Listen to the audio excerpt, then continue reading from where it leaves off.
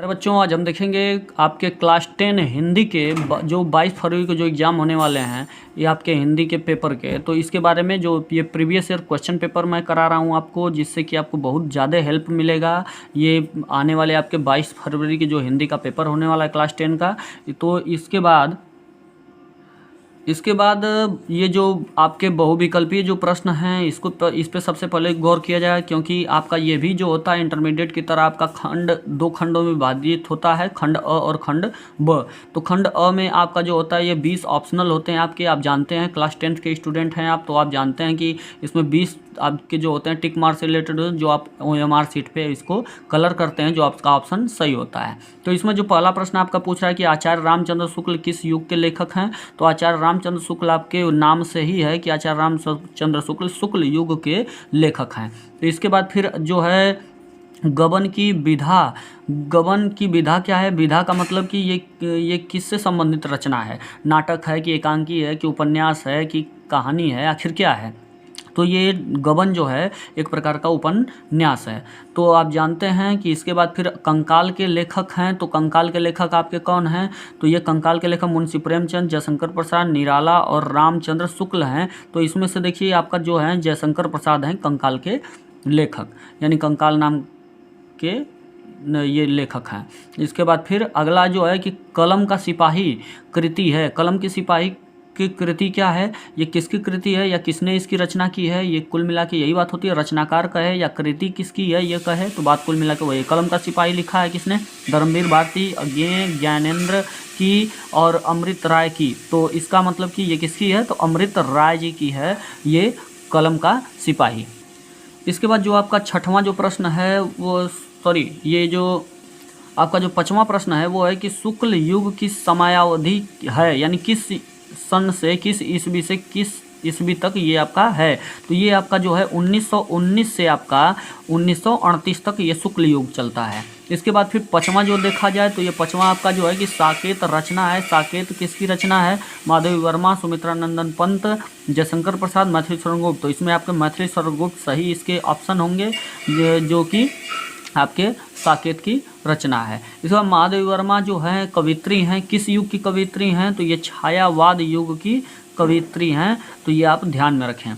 इसके बाद भले ही इनको क्या कहा जाता है, आधुनिक काल की मीरा कहा जाता है। तो इसके बाद फिर अगला अगर देखा जाए तो गंगाल हरि।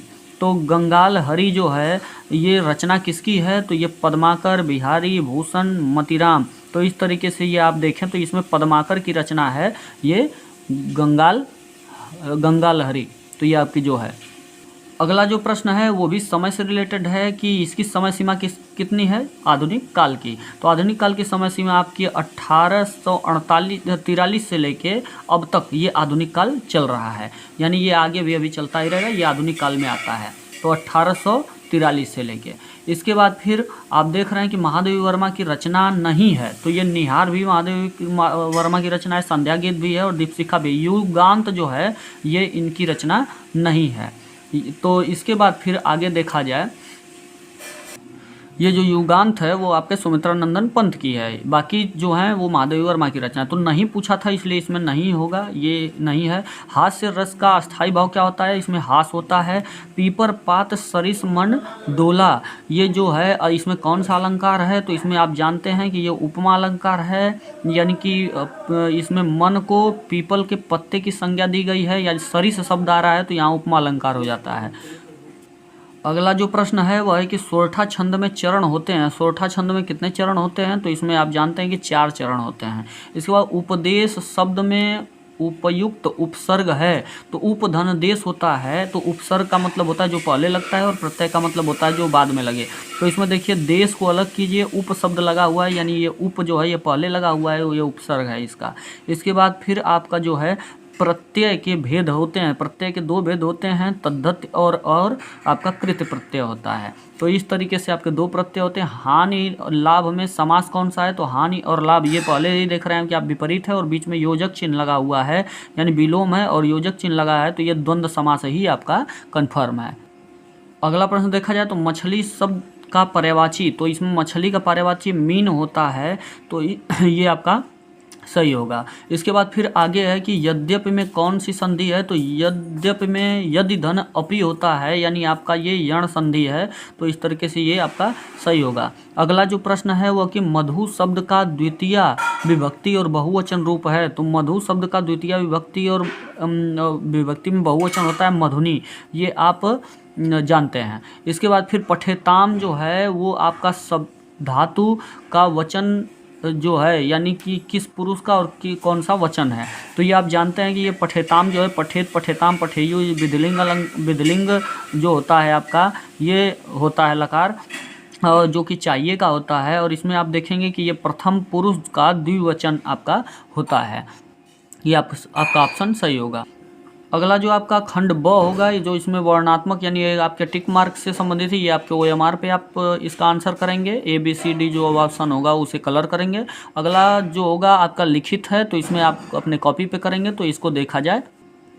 इसमें देखिए पहला जो प्रश्न है वो गद्यांश में आपको दिया हुआ है, एक गद्यांश दिया हुआ है, दूसरा गद्यांश अथवा करके दिया हुआ है। चाहे इसका जो ये 3 प्रश्न उत्तर हैं जिसके 2-2 नंबर मिलेंगे आपको, यानी 3 है तो 3 दूना 6 नंबर आपको मिलेंगे। चाहे आप इसका उत्तर दीजिए प्रश्न उत्तर तीनों, या तो फिर अगले वाले का जो अथवा करके आपका दिया हुआ है तो इसका कीजिए नीचे दिया हुआ का।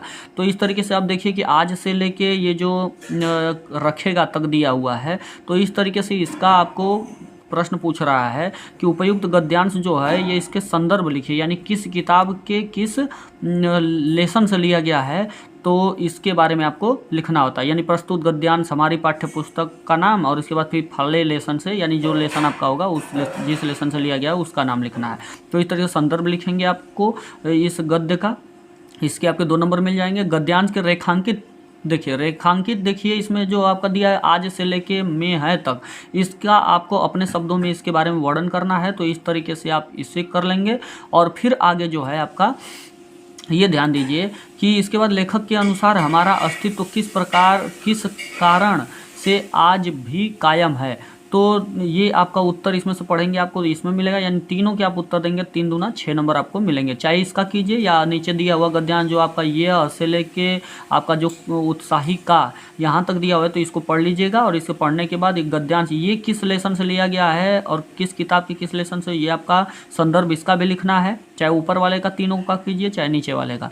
तो इस तरीके से इसका उत्तर दीजिएगा। या रेखांकित जो है आपका समाज से लेकर होते हैं तक, इसको आपको अपने शब्दों में इसके बारे में लिखना होता है, यानी इसे समझाकर लिखना है कि इस लाइन इस लिखे हुए का क्या अर्थ है।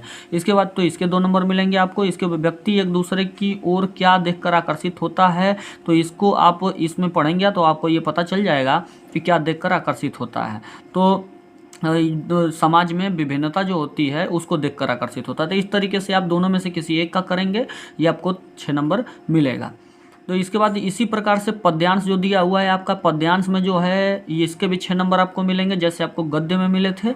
तो इसमें आप देख रहे हैं कि इसमें भी 2 आपको दिया होगा। ये देखिए एक आपका गद्य दिया हुआ है, तो इसके प्रश्न उत्तर तो वो कुछ लाइन पीछे थी और कुछ लाइन ये है, तो इसके बाद फिर इसके पहले कुछ लाइन थी। तो इस तरीके से इसमें से आपको पद्यांश जो ये पद्यांश ये किस लेसन से, यानी इसका संदर्भ लिखना है किस किताब के किस लेसन से है। 2 नंबर इसको मिलेंगे कि ये प्रस्तुत पद्यांश हमारी पाठ्य पुस्तक का नाम, और इसके बाद फिर फले लेसन से या इस पाठ से लिया गया है, ऐसे लिख देंगे। तो ये रेखांकित अंश जो पीछे था आपका, उसमें से जो रेखा खींचा गया है तो उसका आपको व्याख्या करनी है, उसके बारे में अपने शब्दों में लिखना है। मधुकर शब्द का क्या अर्थ होता है, तो इसका अर्थ आप लिखेंगे। तो ये आपको इसके भी आपको एक प्रश्न के 2 नंबर यानी 3 दूना 6 नंबर आपको मिलेंगे। चाहे इसे कीजिए या अगला जो दिया हुआ है इसे आप कीजिए। तो इसमें भी देखिए ये आपका यहाँ तक दिया हुआ है गर्जन तक, अतुलनीय से लेके। तो इस तरीके से आपके इसमें भी 3 प्रश्न हैं, चाहे ऊपर वाले का कीजिए चाहे इसे। तो इसमें भी जो ये दिया हुआ है पद्यांश, तो ये पद्यांश किस किताब के किस लेसन से लिया गया है ये आप लिखेंगे। और रेखांकित अंश यानी कि अगणित से लेके गर्जन तक जो ये आपका है रेखा खींचा गया है, तो इसका आपको अपने शब्दों में इसकी व्याख्या करनी है, इसके बारे में बताना है कि इस लाइन का क्या अर्थ है। उपयुक्त गद्यांश में किसकी महिमा का वर्णन किया गया है, तो ये आप देख लें कि इसके बाद फिर इसमें किसकी महिमा का वर्णन किया, इसका उत्तर देंगे, यानी तीनों मिला के आपके 6 नंबर मिलेगा। इसके बाद है कि आपका जो है संस्कृत गद्यांश में से किसी एक का संदर्भ सहित हिंदी में अनुवाद करना है। तो ये आपका संस्कृत से है और इसमें आपका संदर्भ सहित देखिए कर रहा है। तो ये किस लेसन से ही लिया गया है इसके बारे में, यानी प्रस्तुत संस्कृत गद्यांश, ऐसे आप लिखेंगे कि प्रस्तुत संस्कृत गद्यांश हमारी पाठ्य पुस्तक का नाम, और इसके बाद किस लेसन से लिया गया है ये आपका संदर्भ हो जाएगा।